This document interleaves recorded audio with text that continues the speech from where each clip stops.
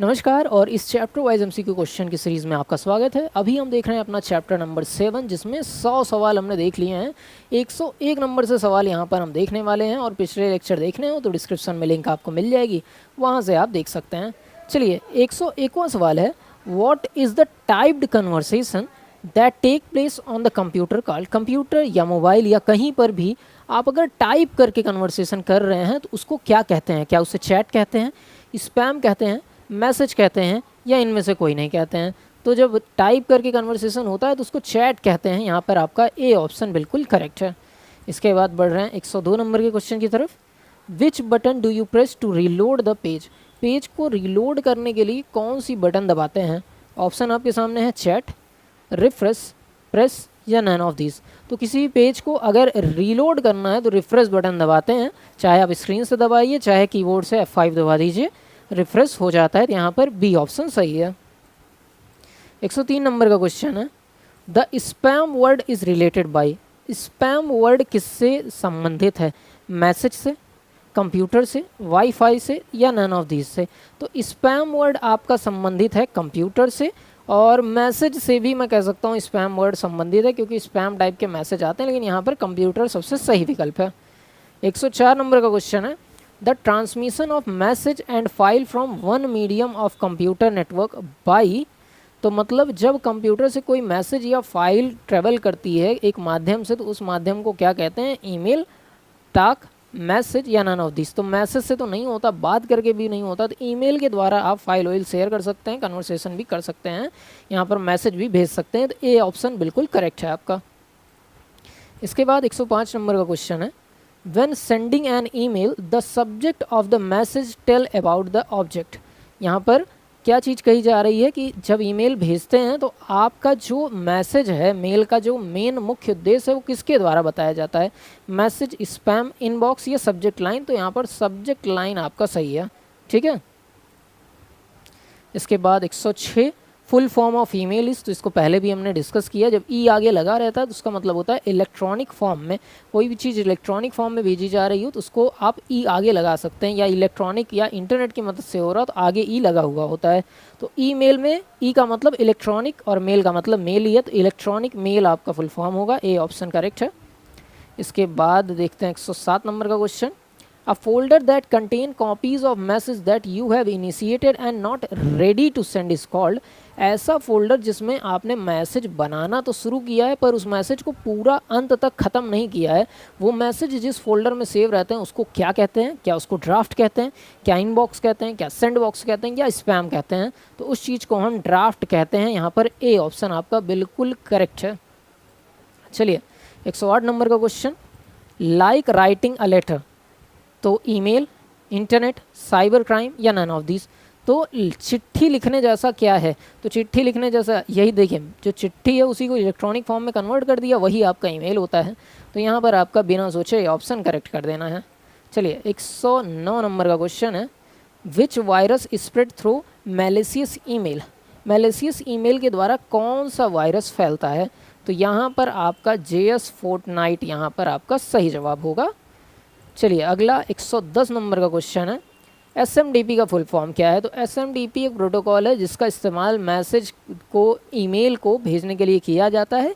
ये सेंडर के कंप्यूटर से रिसीवर के सर्वर तक मेल को ले जाने का काम करता है। नाम है simple mail transfer protocol. Option में देखिए कौन सा ऑप्शन सही है? तो पहला ही ऑप्शन आपका सही है, सिंपल मेल ट्रांसफ़र प्रोटोकॉल, ये चीज़ सही है। चलिए अगला देखते हैं 111वां question, BCC stands for.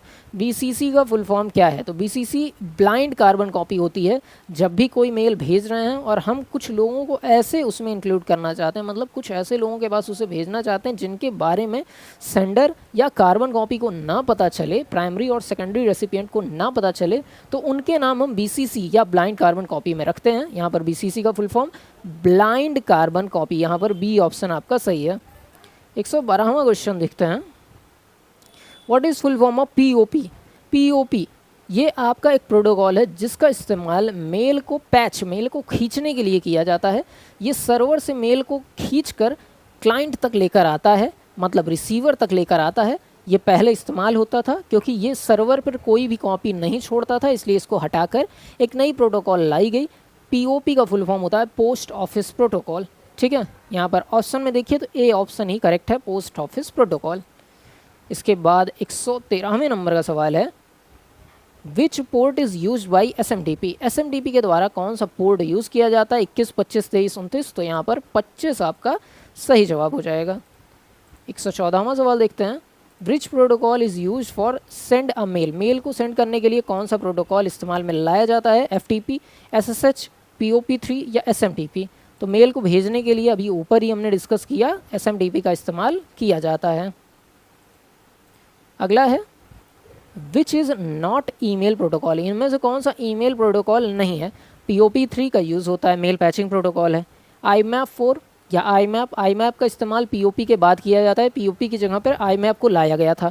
SMTP तो डिस्कस ही हो गया, रिसीवर के सर्वर तक पहुंचाता है सेंडर के कंप्यूटर से लेकर।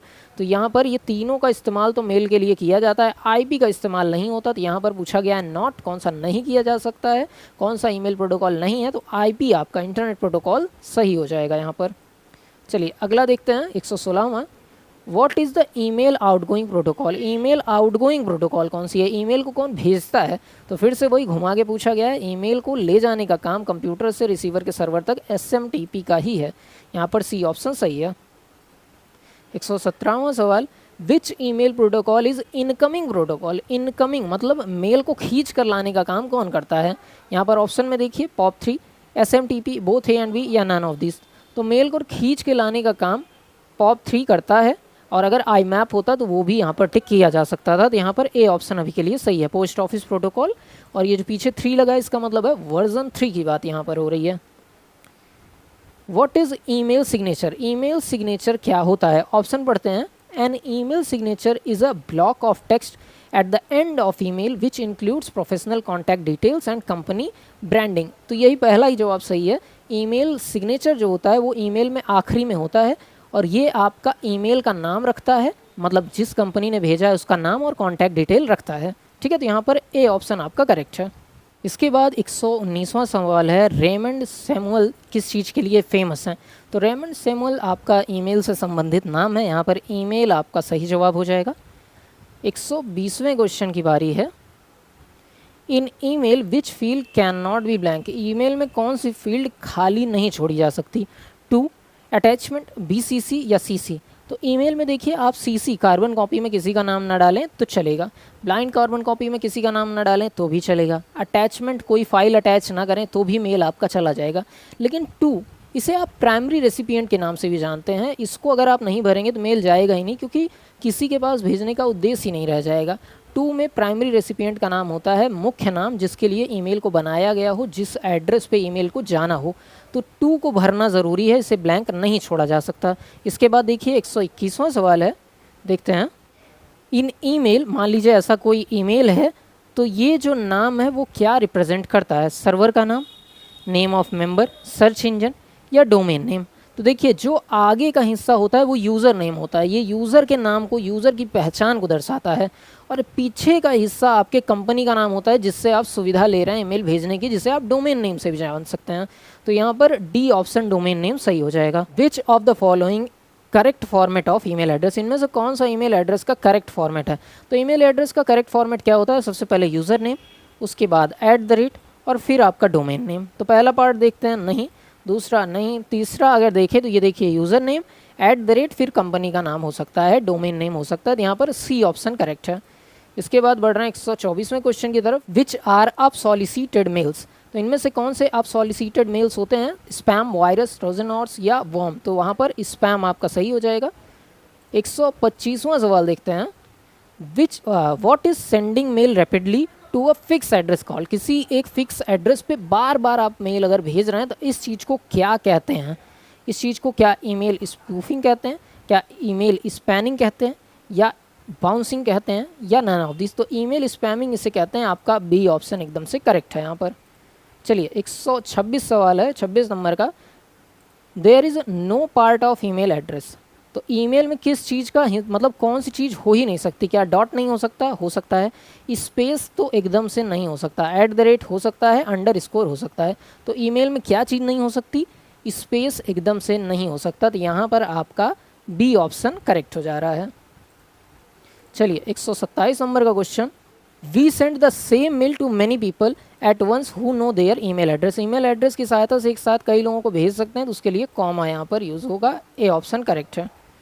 इसके बाद 128 है, in email address at the rate sign represent. At the rate क्या चीज़ दर्शाता है, तो ये क्या यूज़र पार्ट है, नहीं। डोमेन पार्ट है, नहीं। सिंबल है या नन ऑफ द अबव, तो ये सिंबल है। ये आपका सिंबल होता है जिसे सेपरेटर कहते हैं। इसका काम होता है यूज़र नेम और डोमेन नेम को अलग अलग रखना, ठीक है। ये क्या है, ये सेपरेटर है। यहाँ पर क्योंकि सेपरेटर नहीं सिंबल लिखा है, तो सिंबल पे हमने टिक कर दिया है। चलिए अगला सवाल, from to date and subject field in mail called, इन फील्ड को क्या कहते हैं, email info, email greeting, email signature या ईमेल हेडर। तो इस चीज़ को कहते हैं ईमेल हेडर। यहाँ पर डी ऑप्शन एकदम से करेक्ट है। इसके बाद 131वां सवाल है, spreading a mail to multiple unrelated recipient is usually done under. तो जब अनरिलेटेड लोगों को भेजा जाता है तो उनका नाम आप ब्लाइंड कार्बन कॉपी में रखते हैं। यहाँ पर देखिए ए ऑप्शन करेक्ट है। इसके बाद 132वां सवाल है, which of the following provide free email service. इनमें से कौन सा फ्री ईमेल सर्विस प्रोवाइड करता है। तो आप अगर नाम देखें तो रेडिफ मेल, हॉटमेल, याहू या ऑल ऑफ दिस। तो ये तीनों आपके फ्री में ही मेल सर्विस प्रोवाइड करते हैं, किसी भी तरीके का चार्ज नहीं लेते हैं। तो यहाँ पर डी ऑप्शन सही है। इसके बाद 133वां क्वेश्चन है, what is full form of I map. I map का फुल फॉर्म क्या है, तो ये आपका इंटरनेट मैसेज एक्सेस प्रोटोकॉल है। जो बात हुई थी पॉप 3 की जगह पर प्रोटोकॉल आया था, तो आई मैप आया था। तो इंटरनेट मैसेज एक्सेस प्रोटोकॉल, इसका काम था मैसेज को एक्सेस करना। कोई मैसेज जो सर्वर पे आया हो उसको एक्सेस करने का काम आई मैप का होता था। ये जब भी सर्वर से मैसेज को लेकर आता था रिसीवर के पास, तो वहाँ सर्वर पर एक कॉपी छोड़ देता था। इसके बाद देखिए 134वां सवाल, और 134वां सवाल ट्रू फॉल्स है, देखते हैं इसको। Email is a method of sending message, data, video, voice and graphic. क्या ईमेल के माध्यम से मैसेज, डेटा, वीडियो, वॉइस और ग्राफिक को भेज सकते हैं। ये तो किसी भी कंप्यूटर के बच्चे से पूछा जाए तो वो बता देगा कि ये चीज़ हमारी ट्रू है, यहाँ पर ट्रू होगा, ये सही है। इसके बाद अगला सवाल देखते हैं 135वां सवाल, वी कैन रीड और ईमेल ऑफलाइन। आप अपने मैसेज को जो मेल आया है उसको ऑफलाइन क्या पढ़ सकते हैं। तो एक बार मेल इनबॉक्स में आ गया है, आपने ओपन कर लिया, तो उसे ऑफलाइन पढ़ने में कोई दिक्कत आपको नहीं आएगी, तो ये चीज़ आपकी ट्रू है। अगला देखते हैं, email message are usually address to delivery to only one और two. Email messages are usually address to deliver to only one और टू पीपल। सिर्फ एक या दो लोगों को लगभग ये भेजा जा सकता है, लगभग इस काम के लिए इस्तेमाल होता है। ये चीज़ फॉल्स है, ये और लोगों को भी भेजा जा सकता है। चलिए, in an email address the characters following at the rate sign represent the name of domain. तो यहाँ पर देखिए आपका जो ईमेल होता है उसमें कैरेक्टर जो है एट द रेट साइन को फॉलो करते हैं, जो कि डोमेन नेम दर्शाता है। तो यहाँ पर ये चीज़ आपकी ट्रू है। इसके बाद 138वां सवाल है, the two part of email address separated by eight the rate. जो ईमेल के दोनों पार्ट होते हैं उसे क्या एट द रेट से सेपरेट किया जाता है, ये चीज़ ट्रू है या फॉल्स है। तो ऊपर ही हमने बताया एट द रेट को एक और नाम से जाना जाता है और वो होता है सेपरेटर। एट द रेट का नाम ही है सेपरेटर, सेपरेट करने वाला। तो इसका काम भी सेपरेट करने का होगा, तो ये चीज़ एकदम से सही है, ये सेपरेट करने के लिए इस्तेमाल में लाया जाता है। इसके बाद 139वां सवाल, we can open our free email account on some web portal. कुछ वेब पोर्टल पर हम अपना फ्री में ईमेल अकाउंट ओपन कर सकते हैं। तो आप जो ईमेल अकाउंट ओपन करते हैं वो फ्री में ही होता है, लगभग लोग इसको समझते ही होंगे। तो ये चीज़ भी ट्रू है, मतलब ये हमेशा के लिए नहीं लेकिन कुछ जगहों पर होता है। इसके बाद 140वां सवाल है, a mail box is the storage location of electronic mail message. Electronic mail message जो भी आता है मेल बॉक्स उसको स्टोर करने की एक जगह है, तो ये चीज़ हमारी फॉल्स है। इनबॉक्स में आता है ये चीज़। All incoming email messages are to be stored in the out box folder. जितने भी मेल आपके पास आ रहे हैं वो आउट बॉक्स फोल्डर में स्टोर होते हैं। ये चीज़ ट्रू है या फॉल्स है।